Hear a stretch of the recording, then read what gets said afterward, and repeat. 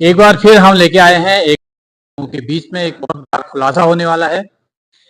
ये खुलासा जो हम आपको आपके बीच रखने जा रहे हैं, राष्ट्रीय नीति के प्रमुख है विनोद तिवारी जी, जो लगातार सामाजिक मुद्दों को उठाते रहते हैं।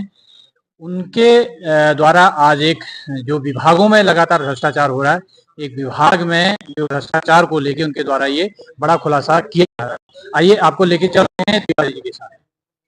तिवारी जी, बहुत बहुत स्वागत है आपका। आप लगातार सरकार के खिलाफ मुहिम आपने छेड़ रखी है, सामाजिक मुद्दों को आप उठाते रहते हैं। इस बार जो आप खुलासा करने वाले हैं वो किस बात को लेके खुलासा है, किस विभाग को लेके? देखिए, सबसे पहले तो मैं आपके लोकप्रिय चैनल जो कि स्थानीय स्तर पर बहुत ही बेहतरीन तरीके से काम करता है, एक निडर और निर्भीक रूप में काम करता है, आपको मैं बधाई देता हूं कि आप हमेशा समाज के मुद्दों को उठाते हैं और आज राष्ट्रीय नीति की इस प्रेस वार्ता में आए, इस बात के लिए आपका धन्यवाद। और दूसरा, अब मैं मुख्य मुद्दे पे आता हूँ कि आज जो प्रेस वार्ता थी जिला पंचायत विभाग में जो एक कर्मचारी के पद पे तैनात है, वहां पर कनिष्ठ अभियंता चंचल कुमार जोशी जी की अवैध नियुक्ति के बारे में थी। एक वहीं के कर्मचारी हैं, दीपक कुमार टमटा उनका नाम है, वो राष्ट्रीय नीति के पास कुछ दस्तावेज लेकर के आए। वो दस्तावेज मैं आपको कैमरा पे भी दिखाना चाहूंगा, जिन दस्तावेजों से 3 बिंदु साबित होते हैं। सबसे पहला तो जब उनकी नियुक्ति हुई, इस आरटीआई में जवाब दिया गया कि उनकी नियुक्ति को कहीं भी किसी भी स्तर पर विज्ञप्ति नहीं दी गई थी, तो मैं मानता हूं कि अनुच्छेद 16 का खुला उल्लंघन है। दूसरा, जो कि जिस समय जिस पद पे उन्हें नियुक्ति दी गई उस पद का डिप्लोमा उनके पास नहीं था।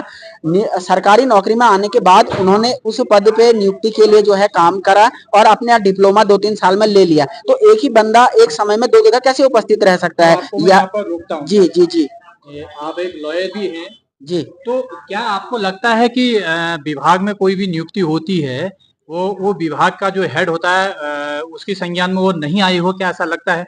बिल्कुल मुझे नहीं लगता है और इसीलिए मैं जांच की मांग कर रहा हूं। मैं तो उन अधिकारियों की मिली भगत पे भी सवाल उठाना चाहता हूं, आखिरकार ये कैसे हो गया? इतनी छोटी सी बात तो है नहीं कि कोई व्यक्ति 14 साल से आपके विभाग में है, आपको उसके दस्तावेजों का नहीं पता है। जरूर इसमें कुछ बड़े अधिकारियों का संरक्षण होगा, इसकी सबकी निष्पक्ष जांच होनी चाहिए।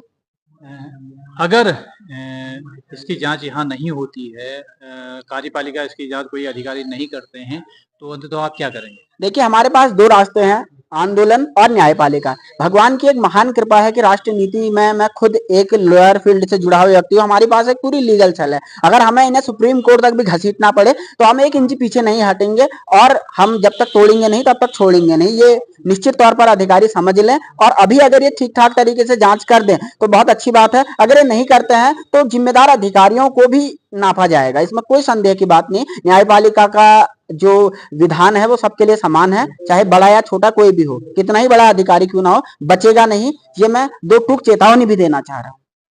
जॉर्ज जी, एक बात हम आपसे पूछना चाहेंगे, जिस तरीके से आप भ्रष्टाचार की लड़ाई लड़ रहे हैं आज के दिन में, आप भी देखते हैं, ये सभी देखते हैं, भ्रष्टाचार चरम सीमा पर है, नीचे विभागों से लेके सचिवालय तक। अगर यूं हम कहें कि एक नेताओं की जो लॉबी है वो सारे भ्रष्टाचार में एक किस्म से कहीं ना कहीं तरीके से लिप्त नजर आती है, क्योंकि नहीं तो इस तरीके से जो आज हम देख रहे हैं ये घोटाले, ये भ्रष्टाचार नहीं होता है। तो जिस तरीके से आप लगातार खुलासा कर रहे हैं और विभागों के बीच में अधिकारी भी उसमें लपेटे में आ रहे हैं और कहीं ना कहीं उसमें मुझे लगता है कि सफेदपोश भी इन्वॉल्व मिलते हैं, तो क्या आपको लगता है कि कोई आपको इस तरीके से कोई खतरा भी महसूस, अगर ऐसा होता है तो किस तरीके से आप काम करें? देखिए, मैं बार बार कहता हूँ भगवत गीता का एक श्लोक कि हत्वा प्राप्यसि स्वर्गम जित्वावाम भोक्ष्यसे महिम तस्माद उत्तिष्ठकम कौन्तेय युद्धाय कृत निश्चय। भगवान कृष्ण अर्जुन से कह रहे हैं कि अगर तुम जीते तो तुम्हें स्वर्ग मिलेगा और अगर तुम हार गए तो स्वर्ग और जीते गए तो आपको साम्राज्य मिलेगा। तो हमारी एक निरपेक्ष भाव से लड़ाई है। हम अपने प्राणों की चिंता नहीं करते हैं, चिंता करते हैं समाज की, और निश्चित तौर पर यह जारी रहेगा। और जहां तक आपने एक बहुत अच्छा सवाल पूछा कि नेताओं और सफेदपोशों की, देखिए ये सिर्फ एक ट्रेलर है। मैं आज आपको इशारों में कह देना चाहता हूं, ये ट्रेलर है, अभी पूरी पिक्चर आनी शेष है।